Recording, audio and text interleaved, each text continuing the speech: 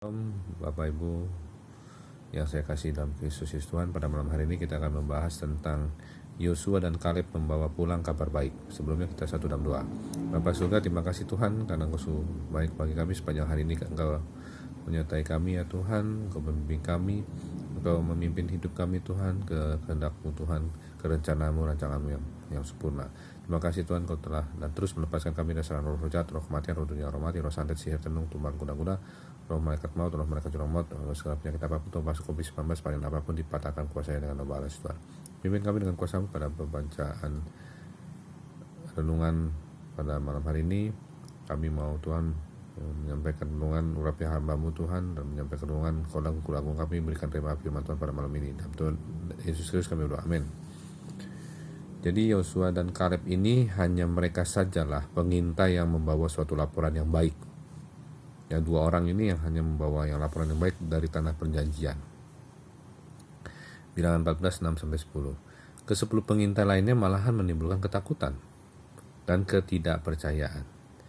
Jadi kita sebagai anak-anak Tuhan tuh harus melihat kita ini memberitakan firman Tuhan ini membawa ketakutan dan ketidakpercayaan atau membawa kabar baik. Nah, kabar baik itu adalah kabar yang benar-benar dari Tuhan. Karena Tuhan itu membawa kabar baik, kabar kesembuhan, keselamatan, pembebasan, kemerdekaan, dan sebagainya ya. Tapi kalau kita membawa kabar ketakutan, ketidakpercayaan dalam diri umat atau jemaat yang kita percayakan, yang dipercayakan Tuhan kepada kita, itu malah membuat mereka jadi apa? Menolak. Ya, menolak.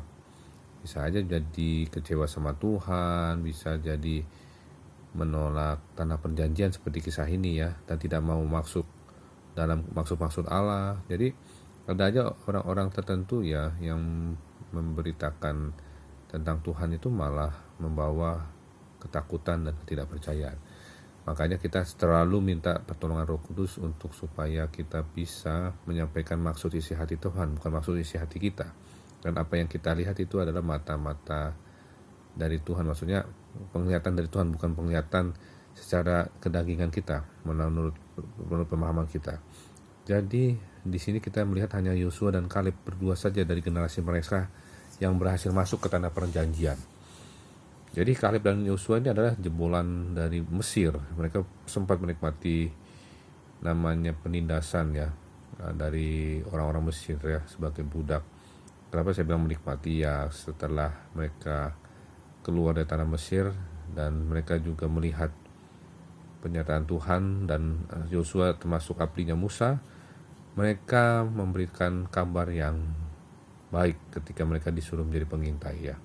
Jadi hanya mereka berdua saja dari berapa juta orang itu yang berhasil masuk ke tanah perjanjian. Alangkah sangat sedikitnya.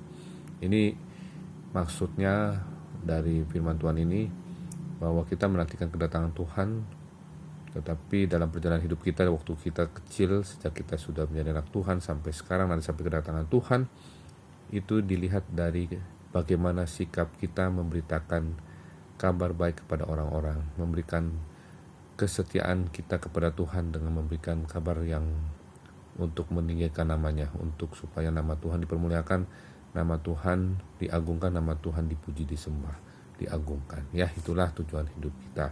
Ya, supaya nama Tuhan dipermuliakan, ditinggikan, disembah, dan diagungkan. Amin, haleluya. Mari kita satu dalam doa. Bapak surga, terima kasih Kau sungguh baik kami, berikan kami Tuhan Roh Kudus-Mu Tuhan selalu untuk memimpin hidup kami, menuntun hidup kami jalan Tuhan, tidak menyimpang kiri kanan, tetapi kami terus menyampaikan kabar baik kepada orang-orang, Injil damai sejahtera kepada orang-orang yang kami temui.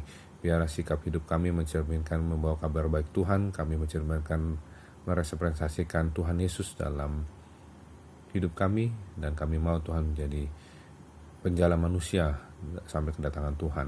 Terima kasih Bapa, kami bersyukur Yesus Kristus berikan kesempatan kepada kami Tuhan untuk Roh Kudus memberikan kreativitas kepada kami yang kami belum tahu bagaimana caranya dalam masa-masa yang tidak mudah ini Tuhan, untuk menjadi penjala-penjala manusia. Biarlah Kau berikan kami Tuhan Roh Kudus-Mu Tuhan, berikan kami Tuhan Yesus jubah pelayanan, jubah jabatan gereja, jubah rasul, jubah nabi, jubah gembala, jubah evangelis, jubah pengajar dalam pelayanan kami, karena kami ingin melayani Tuhan sampai kedatangan Tuhan bersama istriku, anak-anak kami, dan bersama Bapak Ibu yang menyaksikan program ini bersama keluarga mereka, pasangan mereka.